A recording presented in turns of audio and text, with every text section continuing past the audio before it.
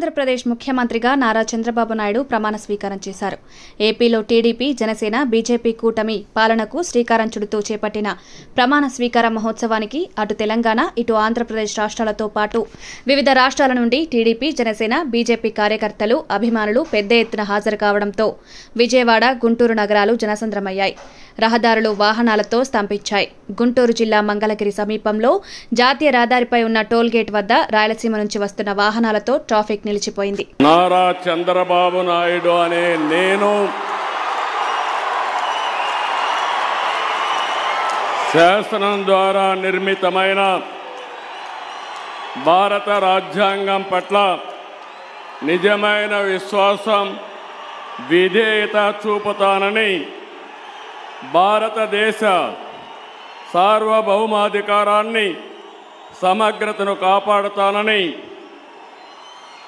ఆంధ్రప్రదేశ్ రాష్ట్ర ముఖ్యమంత్రిగా నా కర్తవ్యాలను శ్రద్ధతో, అంతఃకరణ శుద్ధితో నిర్వహిస్తానని, భయం కానీ, పక్షపాతం కానీ, రాగద్వేషాలు కానీ లేకుండా రాజ్యాంగాన్ని, శాసనాలను అనుసరించి ప్రజలందరికీ న్యాయం చేకూరుస్తానని దైవ సాక్షిగా ప్రమాణం చేస్తున్నాను. నేను నారా చంద్రబాబు నాయుడు అనే నేను